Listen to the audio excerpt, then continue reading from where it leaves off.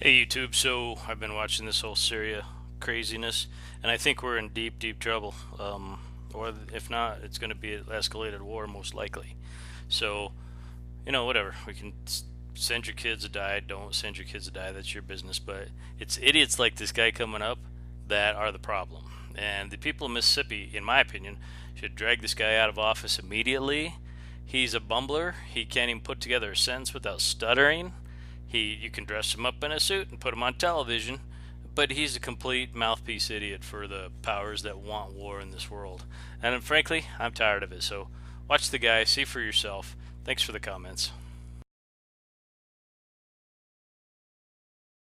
Representing the state of Mississippi, and he joins us tonight. Senator, thanks for coming on. What is the American national security interest that would be served by regime change in Syria?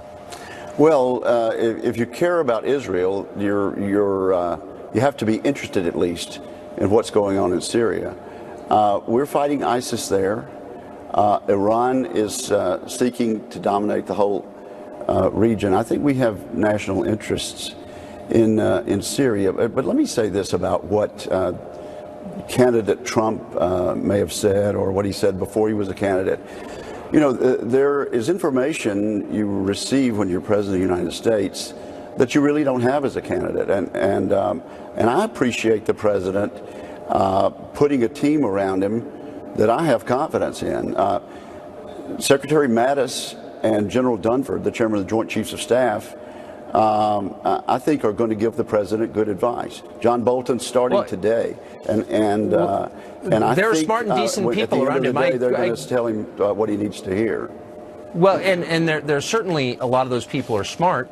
But I just want to get back to the core question that I think a lot of voters have, which is what's the American national security interest that is served? You said if you care about Israel, I do care about Israel, but what's the American national security interest that would be served by regime change? You can think of a lot of potential downsides, deaths, cost, etc. How would this country become safer by overthrowing Assad? I'm not sure that regime change is still our goal there. It was the goal of Barack Obama. It hasn't really been our stated goal during this Trump administration.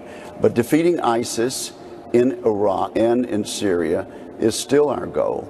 And I think that is in the national interest.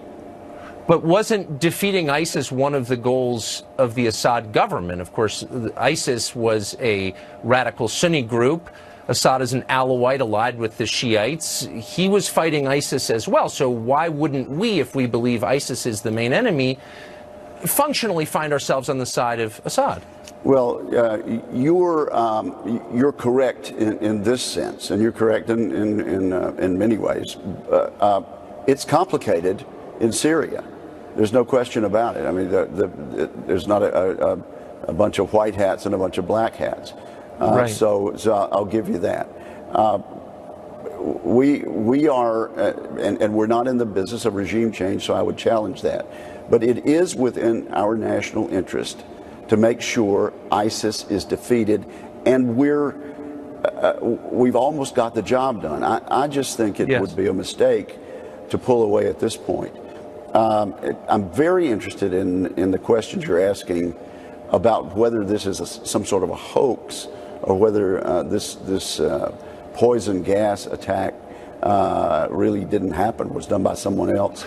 Well, I'm not suggesting that. That's a question that Mr. Putin is asking, and he has a right to ask it, and so do you. I find myself on the I'm not not sure I side understand of the that implication. I'm not sure I understand the implication of adding Putin to that equation. That he's asking. I'm just saying it's a question that's not relevant. Slow down, Senator. That's not relevant to why I asked the question, and I hope you're not trying to impugn my motive by tying me to Putin, as so many on the left do. Let me ask again. We were told a year ago that the sarin gas attack in Syria was committed by regime forces, by Assad's regime. We learned 2 months ago that we don't really know that we were lied. So if you stayed and watched the whole clip, you can see what just a total bumbling, arrogant D-bag this senator from Mississippi is. These, I respect my elders, but this alleged greatest generation of baby boomers who have gotten us into this mess repeatedly, over and over and over, time for them to step aside. We need to stop this, and we need to stop this madness now. So again, thanks for watching.